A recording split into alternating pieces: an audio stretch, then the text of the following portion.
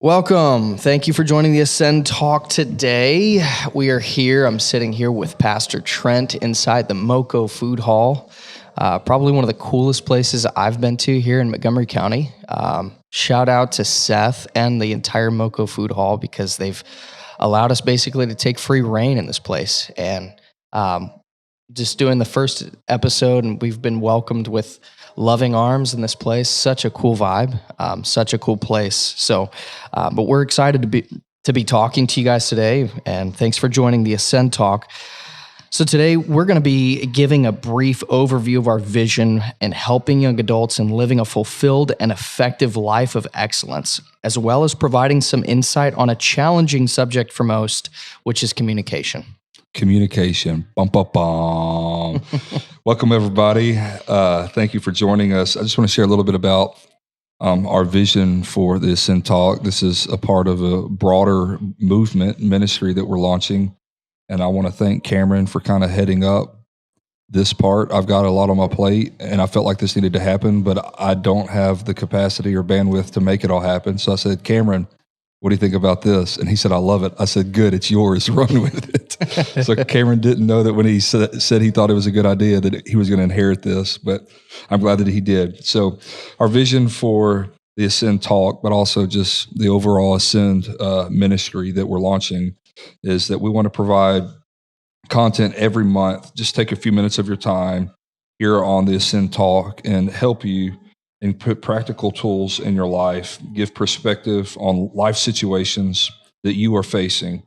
We want to provide insight on how to take that particular challenge that we're discussing that month and give our listeners the tools necessary to not only understand the task, but also embrace it and do something about it. In other words, talk is cheap until you work on it. And so that's kind of the whole vision behind Ascend, is we want to empower young adults. And whether your ministry or you desire ministry or career, it doesn't matter. We're all called to be ministers. And so we're trying to help elevate your life and give you practical tools on how to embrace the challenges before you. Our ambition and hope is to not only talk about the theoretical, but it's a call to action in the practical. That just sounds good, Cam. Good job. A call to action in the practical. Take it away. I'm going to be quiet and let you do your thing, man. No, please. I appreciate the opportunity. But as I mentioned before, today we're talking about communication, right? So it's probably an over-talked topic. Something that a lot of people talk about is communication, or the art of effective communication. And so when I began kind of investigating, and I even told you about it beforehand, about how this is something that it's just been going on in my mind about communication. And so I began to look at it. And the problem is that 5 billion people, or there's 5 billion plus text messages that are sent every single day. That's crazy. Just to the United States, right? So I count for maybe a third of those. So, and not only that, but 2.4 billion phone calls a day. Wow. Right. So, a lot of phone calls, a lot of text messages, but not only that, one of the biggest things is social media platforms, right? So there's over 4 billion people that are utilizing some form of social media platform in one way, shape, form, or another. They're utilizing social media somehow. The goal in mind is all about having communication, right? So you talk about Mark Zuckerberg with WhatsApp, Facebook, you talk about Google, and you talk about, whatever it might be. Meta, even not Facebook. Right, Meta, yeah. New world we're living in. I know. But like even TikTok, right? So everything is communication. Whether we believe it or not, we're all communicating something. Yeah. But see, communication, I think, is often an overlooked and vital component that it's not really understood in its entirety. And so when I began to look at it, there's a biblical example whenever we read about the Tower of Babylon. And in the Tower of Babylon, it was something that I think in that specific example, in that biblical example, everybody was joined together with one goal in mind, which was to build a tower that would reach the heavens. The Bible even talks about how this tower and these people that were joining together and building this tower, they were going to accomplish what they had sought out to do, right? They were going to reach the heavens. And so God specifically wanted his creation to spread out and populate the earth but instead they did the exact opposite and decided to just go up instead of out. So what I find interesting about all of that is that God knew, right, in his infinite wisdom, that in order to stop progress, I don't need to destroy it. All I need to do is confuse the communication. That's also a side note of how powerful unity really is. Absolutely. For the good or for the bad. Yeah. So if God understood the purpose and the power of communication and simply confusing communication in order to break up the unity that is within the people in order to accomplish his goal, how much more powerful could it be when communication is utilized to create unity? And it's just it's an incredible example of communication. So there's 3 areas of focus. Number 1 is communication with others. Number 2 is communication with yourself.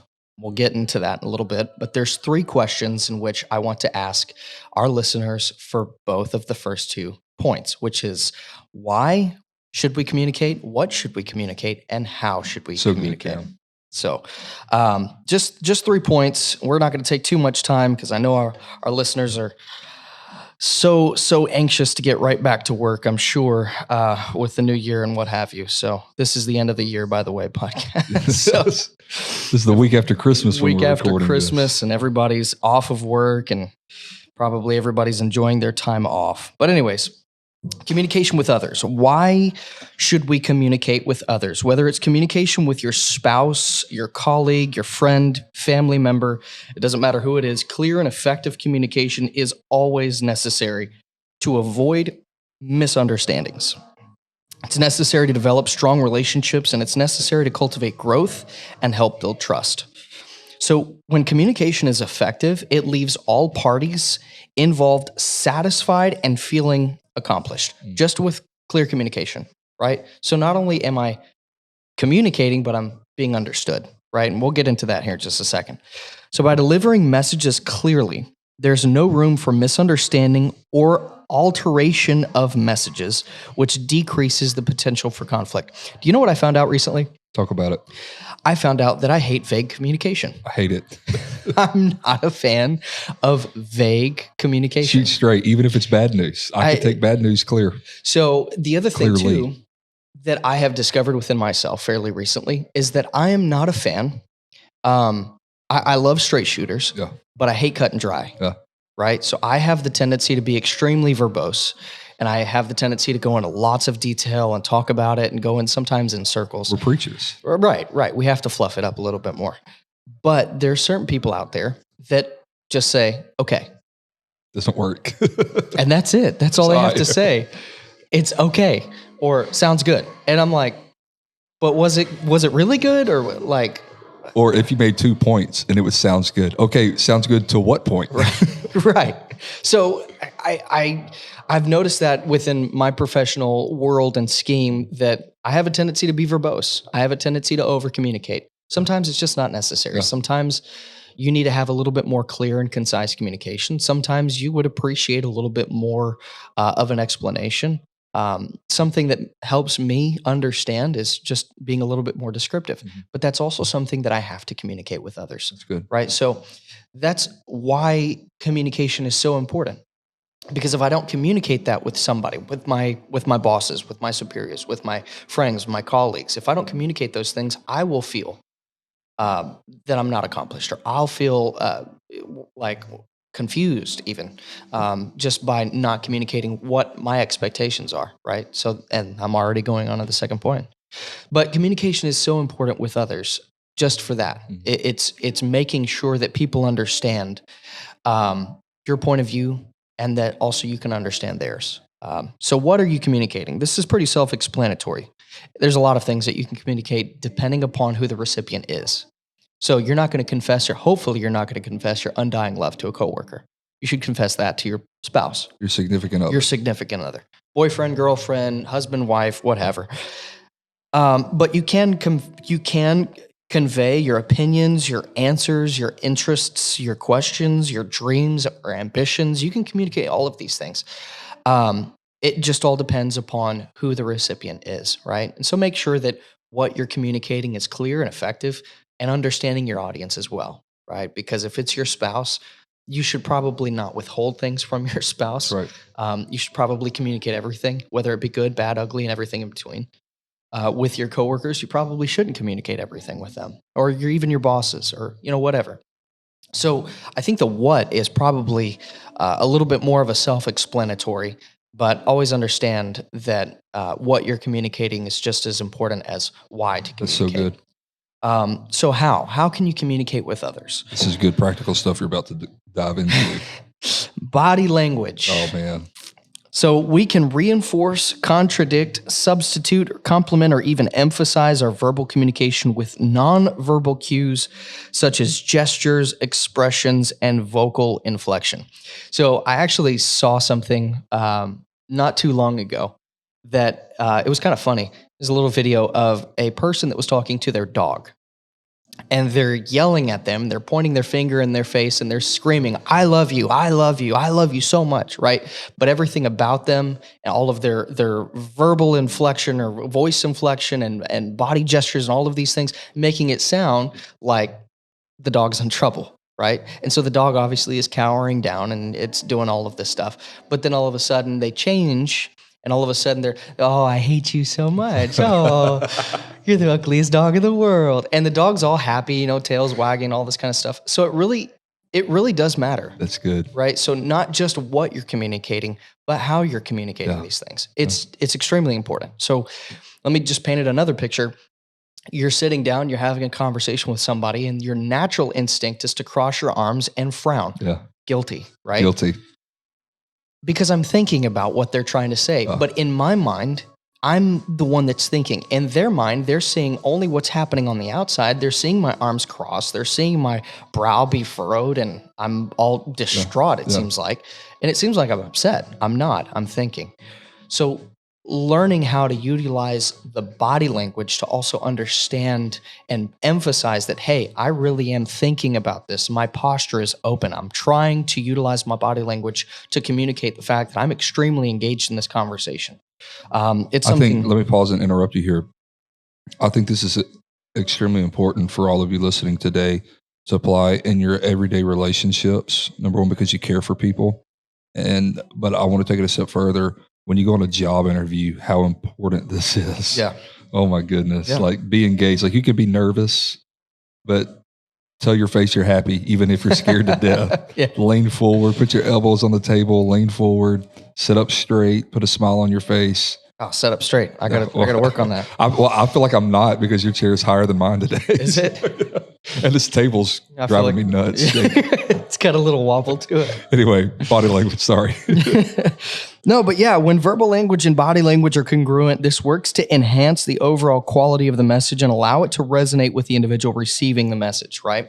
So what does that mean? That means that I'm talking to you, and rather than you being closed off, right, with your body language, now all of a sudden you're open, and I feel like I'm being understood.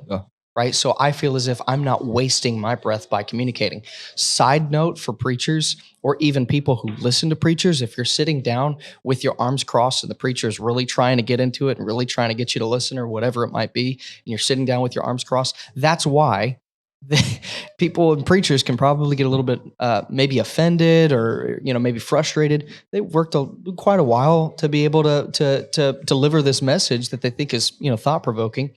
But in order to really, I don't know, maybe it's a feeling of validation that we want to be understood, right? We want to feel like we're conveying this message and that people are understanding. And it happens just in one-on-one conversation just as much as it happens from the pulpit to the pew.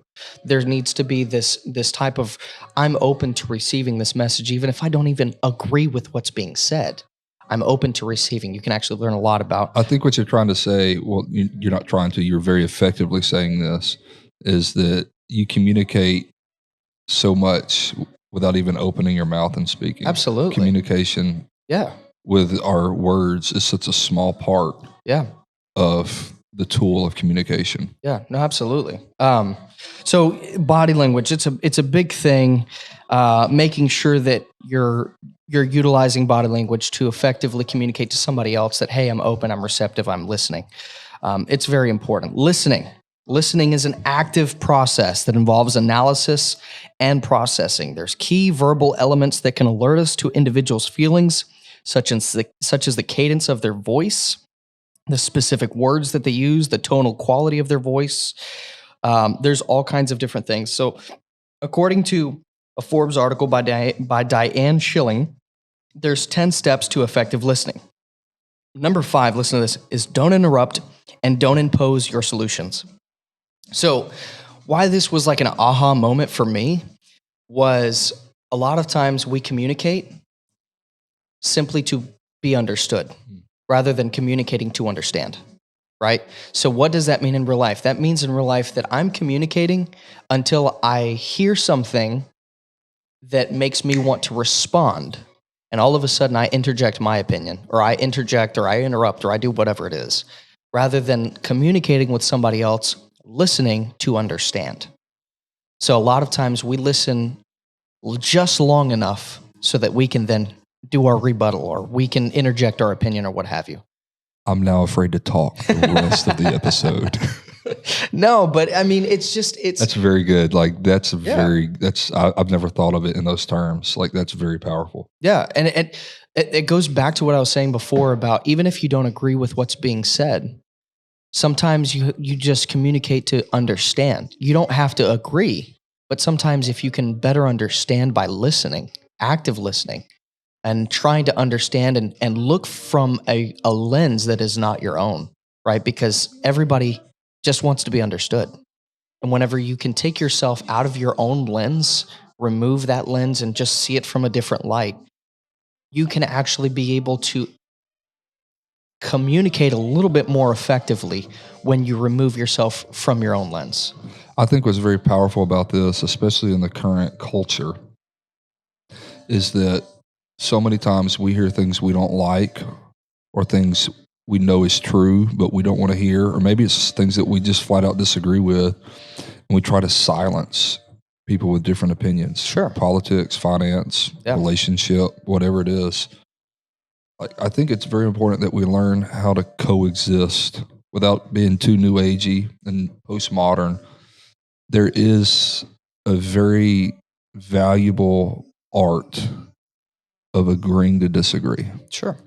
And from the Christian perspective, unity and conformity, we often confuse. Unity is we might not see eye to eye, but the areas that we don't see eye to eye on, we submit to each other to accomplish a larger goal. Yeah. Conformity is, well, you don't agree, and so it's got to be my way.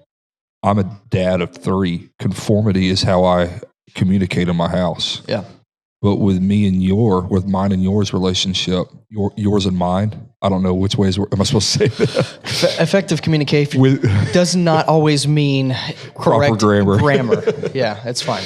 With Cameron and Trent's relationship, conformity's not going to work. Yeah. Like if you try to say, Trent, you have to do it my way, guess what? I'm just going to man up and prove to you that I'm not. And you're going to do the exact same way. Sure. Unity is very powerful. And that all goes back to not silencing opposing opinions. I think that's very powerful. And I think as Christians in 2023, given the context that we live in, I think if we want to lead change in society and in our generation, we have to be okay with things that we don't understand. Sure. It doesn't mean we like it. It could be blatant sin, but we don't have to beat our drum of righteousness trying to silence it. We can take things to God in prayer and love people and make a huge difference. Yeah. That's the power of communication, not silencing others. Well, and not only that, but like, let's take it a step further. There's going to be things that we just don't understand, right? There's things relationally, even with God, that we just don't understand. On this side of eternity, we just don't understand. So how do we navigate that? There has to be a level where faith comes in and we say, my logical thinking mind is not allowing me to fully comprehend this particular subject. That's okay. I don't have to. I can lean on God, and I can lean on that which I might not understand, but I can have faith to exercise and go forward and say, hey, I might not understand, but I'm going to, rather than just voice my frustrations, even to God, I can sit back and maybe listen. And Powerful. it's an incredible thing for me because I think recently I've discovered that prayer is not just talking to God, but it's also listening. And so whenever you begin to understand that, it's when it talks about in the Bible about meditating on good things, meditating on Him and being able to listen to His voice. How are you going to listen to His voice if you're so filled with distractions or if you're so filled with communication from every other outlet? And I think sometimes that we just need to listen to the right voices as well. That's equally important. That's so good what you said about prayer. Um, we have to communicate to God, but it's not true communication if we don't give Him space. Absolutely. I'm a walker when I pray. I like to move around. I like to walk. My eyes are open. Sometimes if I'm at the office working, I'll pray walking around the parking lot, or I'll go in the auditorium and pace back and forth at the altar. But then I'll get still and I'll kneel down or I'll sit down, and I'm still keeping that posture of prayer, but I'm not saying a word because I'm giving space for God to speak to me. Yeah. And listening is it's so crucial. It's so crucial. I like what you said here. Effective communication is more than just talking. It is body language, posture, active listening, engaging into the conversation so that both parties feel understood and the message has been clear. Never be afraid to ask questions, especially if you're insecure in the discussion or topic. Yeah. Like you just peeled back that's a whole episode right there about insecurities. But a lot of times we don't ask questions. Like I tell my kids, and you've told people that you mentor and you lead, there's no such thing as a dumb question. Yeah. That is so important. Like if you don't understand something at the workplace, especially if you're in a dating relationship that's serious or you are married, Yeah. ask the question. Yeah. Because if you don't ask the question, it can lead to unresolved conflict. It can lead to huge misunderstanding or conflict in the workplace that could terminate employment or lead to bigger issues.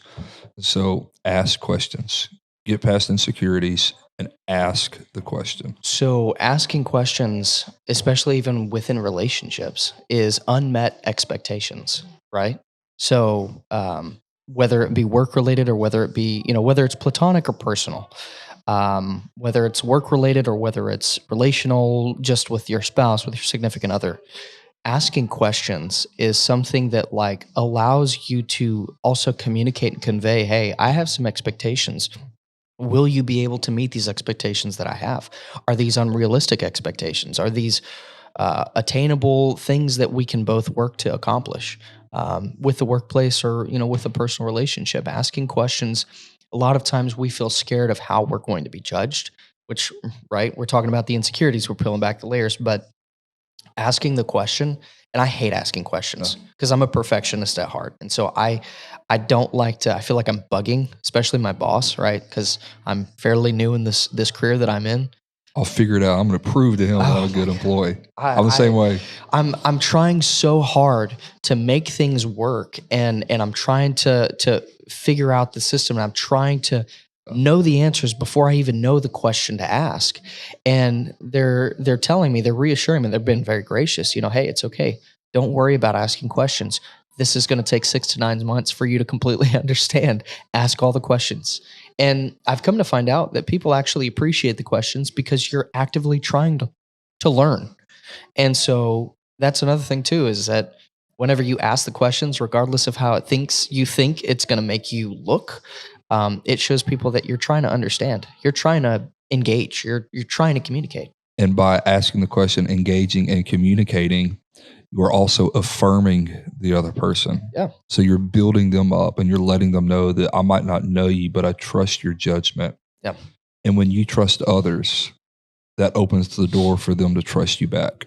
Absolutely. So the lack of clear communication between employer and employee will always be detrimental for the work life of every individual, regardless of what that might be. A vast majority of people will probably speak about their job in a negative connotation, stating that what they do doesn't matter. Which is why in this next portion, it's almost more important than the first, which is communicating with yourself. So in the next portion of communicating with yourself, why should you communicate with yourself? Now, hear me out. It's not just about talking to yourself. Positive self-talk. It's not just that. We make fun of that, but that really is a valuable thing too. No, it really is. But again, same three questions: why, what, and how. So why is it communicating with yourself important? So according to research from Dr. Joe Rubino, it is estimated that 85% of Americans suffer from low self-esteem. Wow. The consequences just of low self-esteem, they're the following: anxiety, stress, loneliness, increased likelihood of depression. It causes problems with friendships and romantic relationships. It seriously impairs academic and job performance, and it leads to increased vulnerability to drug and alcohol abuse, just from low self-esteem. And it's so important that we learn to communicate effectively, even within ourselves. Because if you can't be real with yourself, who can you be real with? It's so important to learn how to communicate with yourself. So ambitions and dreams will not be realized or lived, and expectations or growth cannot happen unless you can communicate with yourself. Communicating with yourself is so important. That's so good.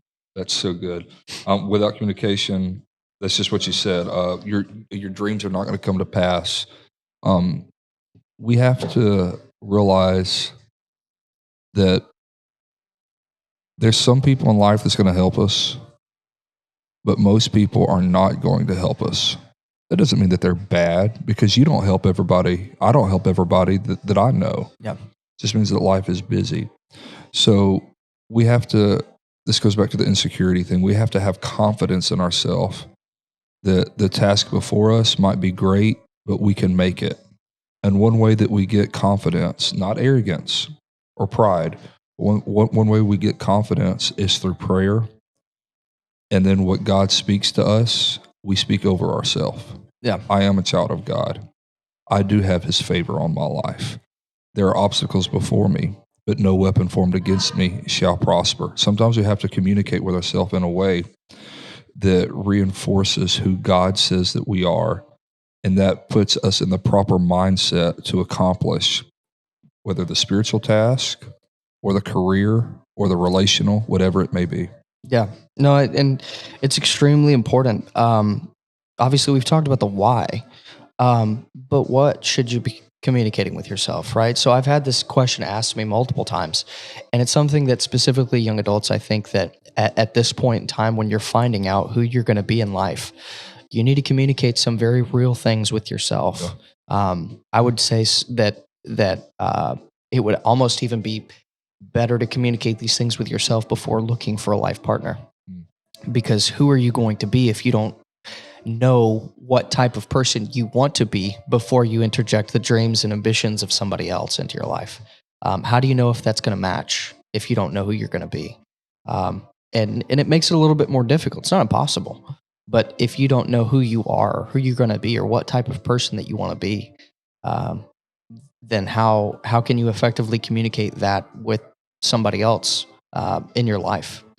All of a sudden, depending upon and also providing to somebody else, it's difficult. I think we can interject the phrase, instead of communicating with yourself, finding yourself, Absolutely. discovering yourself. Yep.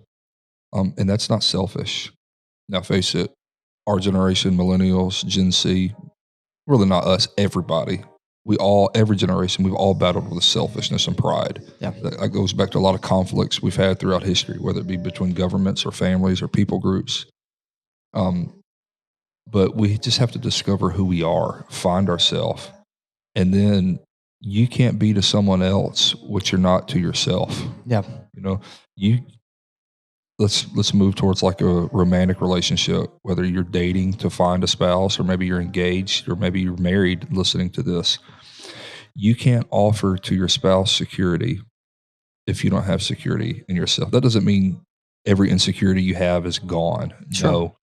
But it does mean that you are confident enough in who you are and what God has called you to do and commissioned you to do, to where you're comfortable in your own skin and you can provide security and assurance to a spouse. Men, the biblical model is that we're the head of our household. Yeah. And we have spiritual authority over our households. I can't offer security if I'm not sure in who I am. And then if I come across as domineering, that's not going to work. So we've got to be confident in who we are through prayer, through right relationships, not only between heaven and earth, but interpersonal relationships. Yeah, absolutely. So what should you communicate? You should communicate your ambition. This is to yourself, right? So we have to be confident in ourselves. You have to find yourself, and I'm thankful that you said that. But your ambitions, your expectations for yourself, and your quality of life. Who do you want to be? Like who? Where do you want to go? Where do you want to go? Do you want to live where you're currently living? Do you want to go somewhere else? Do you want to do something else? That's so good. Are you are you fulfilled with who you are right now? And if not, why not? Like, what would it take for you to be fulfilled? Right. So this is where it starts getting extremely practical, right? So most people, we heard some statistics even last night at church about New Year's resolutions and the percentages of how many people will do New Year's resolutions and how many people will actually follow through versus how many people will quit. Spoiler alert, most people quit. I think, was it like 3 weeks in or something? Yeah, like the 18 days or the something? second Friday of February. Wow. I think it Okay, was that the quitting day. I think is what it was. Yeah. What Patrick was saying. Shout out to Patrick. Awesome. His awesome content's time. unbelievable. Is awesome. So most people indulge in New Year's resolutions, but rather than being goal oriented solely, right? So you have a goal. And you say your goal for this year is to lose a certain amount of weight, or this year I'm going to do X, Y, Z. So many people are goal-oriented only.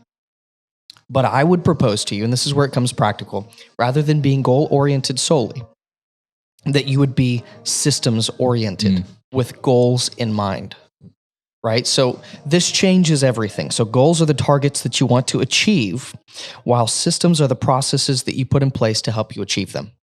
So I can't tell you what your goals should be, just like I can't tell you what your systems should be. But I can tell you that if you share with me your goals, then I can give you a kind of an idea of what your system should be to meet those goals. So just to make that extremely simple for people like me, a goal is the destination. Yeah. The system is the railway. It's the roadmap. It's the roadmap to how to get there. Because a lot of times what happens is that we set the bar so high that we don't see results. And so goals allow us to look at things through the lens of seeing only results. And when we fail to see results, we see ourselves as a failure. But when we're systems driven, we plug everything away into the system and the goals happen naturally. I heard a quote. I think it was Maxwell. Maybe it's Chris Hodges. I forget who it was. And I'm probably going to mess this up, but the paraphrase, we overestimate what we can do in a short amount of time, and we grossly underestimate what we can do in a long period of time. Yeah. But with a system, we can meet the short-term and long-term goals. Yeah. So I don't think that you need more goals. You don't need more goals. You need better systems. It's good. So we have so many ambitions. We have so many things in it. And I think that everybody has great ideas, right? Everybody has goals and they want to start a business and they want to lose weight and they want to make more money or whatever. That's great. That's awesome. But if you can't put that into a system, you have no clear vision to achieve the dream. Love it. So there's a difference here between vision and dream, right? Because a dream is something that's like that destination. I want to get here. It's almost euphoria. Exactly. And it's great, but how are you going to get there? And if you have no clear plan, you have no system in place, then you have a goal or a destination with no roadmap. And so without the roadmap to get to the goal, or at least try to get to the goal, it's always going to end in the same thing, which is failure. A dream without a system is a daydream. Oh, there you go. I'm thinking of what I preached last night. Last night, yeah. But a dream with a system turns into a vision and a process of how we live our life. So rather than setting the bar high with no system in place, you should focus on a system and see incremental personal growth. So placing systems in your life will not only help you realize your potential, it'll actually help you grow past it. It's like what's the story we learned as kids, the tortoise and the hare? Yeah. Little by little. Just a little bit at a time. How do you eat a massive ribeye? Come on, somebody. Yeah. One bite at a time. How do you accomplish a big task? One little step at a time. Absolutely. You can't get so bogged down. I just referred to food. Are you hungry? I'm hungry. It's lunchtime. It's a good thing we're at Moco Food Hall. Shout out again to Moco Food Hall. Seth, thanks, man. Appreciate you, Seth. You're awesome. So we have so many things, so many goals, and so many things. I get it. People want to. You have to have a destination. I get that. You can't just be goal oriented, though. You have to be systems driven. If you're systems driven, it's not going to help you reach your goal. It's going to help you push past your goal. Yeah. And so if you have a methodology for success, keep using that same methodology for success. You're going to see incremental personal growth and incremental personal relational growth. You're going to see incremental growth everywhere. And before you know it, you're going to be able to look back and you're going to compare yourself to yourself rather than to others and say, wow, I'm not where I used to be. I'm so much further along. And it's more than just being further along. It's you've gotten healthier. Absolutely. Like your mental health has increased. How you treat others is healthier. Your prayer life, your meditation. Like it's, oh my goodness. We can go all day long on this, Cam. Absolutely. It's so good. Let's talk about the how. Yeah, so self-talk, you talked about it. It's a great start. Positive self-talk, right? So we're talking about low self-esteem. 85% of Americans today struggle with low self-esteem. Whether it's in the shower, whether it's in the car, whether you have alone time pacing up and down the parking lot in the church building, having positive self-talk. There's actually even a study about low self-esteem, especially within men. Not discrediting also self-esteem in women, but there's an alarming statistic. I would encourage you to look it up about low self-esteem in men, and how men feel extremely undervalued. Nobody really talks about it, but it's something that is extremely important, that you need to be positive and you should be kind firstly to yourself. Let me pause here and just get a little preacher-ish. All right. I think some of that, the reason why so many men struggle with that, it's systemic, yes. It's a societal issue, but if we go deeper, it's a spiritual issue, because as men, we are leaders of our homes. Yep. And that means we hold spiritual authority. And any version of authority, Satan hates, and he tries to tear down, and he tries to destroy it. And the best way to destroy something or someone is from within. Yeah. I mean, the battle of your mind is it's difficult at best. And what you said is true. If you can struggle within, the outside will take care of itself. I mean, if you struggle with inner demons, I mean, it's just going to take control of every other aspect of your life. If you cannot get that in control first, everything else suffers as well. So be positive, be kind to yourself, pray for yourself. You've got to focus on, and this isn't just this self-help guru type. This is something that's very important, that you've got to emphasize being kind to yourself. David encouraged himself in the Lord. Yeah. This is extremely biblical. Yeah. And Paul even said, as he's sitting in a prison cell, I think myself happy. Yeah. Like he's literally sitting in a prison cell and he's writing a letter. And he says that whatever state that I find myself in, I think myself happy. I'm in a positive state of mind, regardless of what's going on in my physical body. My mental state is strong. It's important. But not only that, keeping a journal, actively writing in it weekly or even daily. This is something that I struggle with personally. I used to have multiple journals going on at the same time. I've got to pick this back up myself. But comparing yourself to others will always present to be fruitless, while comparing yourself to yourself will prove to show you your growth or the lack thereof. So whenever you can go back, and I did this just the other day, which is why communication with myself is something that I believe is so vital within our day and age, that I looked back at certain things, and certain things I can do better at, and certain things I've seen such a dramatic change in the positive. But I'm not looking to compare myself with anybody else. I'm looking to see if I've grown within myself. Have I grown more mentally? Have I grown more spiritually? Have I physically grown? I've physically grown. So keeping a journal, writing in that daily to see, different thoughts, different ideas. Keep yourself in check.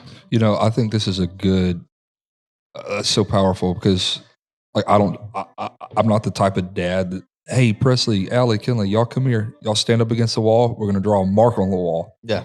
And then in a month, we're going to do it again. And in a month, we're going to do it again. And then over a year, look, this is what, I'm not that dad, but that's what a journal is. Absolutely. It's the barometer. It's the gauge of where you were yesterday.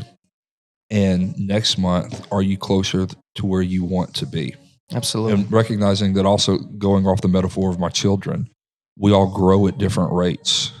Our growth looks different. Our growth will be manifested in different callings and talents. But if we cultivate what God has given us, and sometimes that's through a daily journal and self-discipline. Yeah. And it's a great way. I mean, when you think about it, like, look at all of the books of the Bible. Some of them were letters, but like David, I feel like he was just writing in his journal. Like, he just spilled it all out. Like, dude was just artsy. He was just like, whether he was having a good day or a bad day, he would write about it. Man liked words. He didn't care. He would just write about it. And he was the most verbose out of everybody in the Bible. It's the longest book of the Bible. Yeah. But he just wrote stuff, like whether it was good or whether it was bad. He would just write it. And that's okay. Write stuff. Be intentional about writing stuff and prove that you can grow. It's a lot of this happens. A lot of this happens because we have to intentionally, or let me say, with people who grow consistently, it happens because they have created distraction-free spaces, or an hour of my time in the morning or afternoon or midday. No distractions. Turn off the phone. Get away with God. Get away with a journal. Get away with your goals. Maybe a mentor. Maybe whatever it is, a book. Get away. No distractions and focus. Well, and to touch on that, because if you don't create distraction-free spaces, one aspect of life bleeds into another aspect of life. That's right. And you constantly have that bleeding from job stresses into, now all of a sudden I'm stressed out and I'm dealing with my family, and it's bleeding over into the church life, or it's bleeding over into whatever else. Career, it bleeds into everything. And if I'm stressed in one area, I'm stressed in every area. That's good. But whenever you create those distraction-free spaces where you can unwind and allow those things to be a box, if you will, write about it, think about it, pray about it, do whatever it is that you need to do, but make sure that that particular stressful, whatever it might be, stays right there, and that it doesn't bleed into the family. Or if it's a family deal, that it doesn't bleed into the church aspect or what have you. You've got to create those distraction-free spaces. Cameron, this is incredible content. And probably when you sent me the show notes, which can be accessed at ascendministries.cc. This content has been incredible today, but probably my personal favorite is what we're about to move into. Yeah. And it's the discussion questions. So you can go to ascendministries.cc and you can download these questions, put it in your journal, tape it on the mirror when you brush your teeth and fix your hair in the morning. Girls doing your makeup, whatever you're doing. And think about these questions for the next month. Cameron, take it away. These 5 questions. Yeah, really quick. 5 questions. We told you that this is going to be practical. So, and I'm so excited because in the future, we're going to have guests on the show and we're going to have different people, and it's going to be awesome. We've got a lot of content coming, but every single episode, we're always going to end with questions that are going to be practical application. What you do with these, it's totally up to you. You can choose to grow or you can choose to stay the same. It's up to you. It's your call. So am I communicating effectively with others? Question number 1. If not, how can I change that? That's a simple question. Am I communicating effectively with others? Answer honestly. Yeah. Answer honestly with yourself. You cannot be honest with yourself. Who can you be honest with? You've got to be honest with yourself. So then here's the second question. Am I communicating effectively with myself? If not, how can I change that? We've given you the rubric basically of how these things can be answered, but the true test is basically going to be, how am I going to answer these questions for myself? Am I going to see a change in my life this year, or is it going to be the repeated process of the same failures and the same things again and again? Number 3. Hit them with them. Hit them with it. What do I want my relationships, both platonic and personal, to look like? What kind of friend do you want to be? What kind of boss or what kind of employee do you want to be? What kind of boyfriend or husband or wife do you want to be? What kind of pastor do you want to be? What kind of worship leader do you want to be? What kind of follower do you want to be? What kind of disciple do you want to be? Hey, There's so many different questions. But what do I want my relationships to look like? Number 4, what are some systems that I can set up in place to help prepare me for the new year? remember, you got to have a system. Cannot just be goal-oriented. It's got to be You systems-based. got to have a real way to get you where you want to go. Roadmaps. And then number 5 is how will I grow this year? So these are where your goals come in. First and foremost, you've got to understand that I need to be better, not for anybody else, but I need to be better for myself, right? Because we're not perfect. I'm sorry, but you're not perfect. An empty well provides no water. Yeah. But if you view yourself as a well and you make yourself as healthy as you can be, what goes in comes out. From the abundance of the heart, the mouth speaks. Yeah. What you put in your life will go to others. So what are you putting in? How are you going to grow? How are you going to make a difference? How are you going to ascend the mountain that God has put you on? Yeah, absolutely. So these are the 5 questions that we have for you guys this week. Next month, I'm sure we're going to have another great talk. And this isn't homework. I mean, this is just a personal evaluation. But it's something that, again, I think that very strongly, it's something that not only am I asking these questions, I'm applying these questions to my life personally. So good. And I want to see my relationships with others get better. I want to see my relationship with God get better. I want to see my relationship with myself get better. And I want to be able to be that type of resource for other people. I want to increase that well of knowledge and of resources, and I want to pour into myself. So there's some serious goals for me to achieve as well, but I've got to have a system in place. So good. For sure. Well, we thank you guys so very much for tuning into the Ascend Talk. As I said before, we will be having visitor ministers and visitor speakers that are going to be on the talk as well. I'm sure businessmen. I've talked to many different people, made connections with a lot of different people, and so this isn't just the spiritual or theoretical only, but this is practical application. And so we encourage you to tune in every month. And make sure that you understand that this is not just a theory, but this is practical. We love y'all. We believe in you, and you can do it. God's placed our generation on earth for this appointed time. Amid all the challenges, amid everything that we face in culture, in our families, God chose us. We can do it. We have to believe in ourselves and put our trust in God. Love you all. Thanks so much. Bye-bye.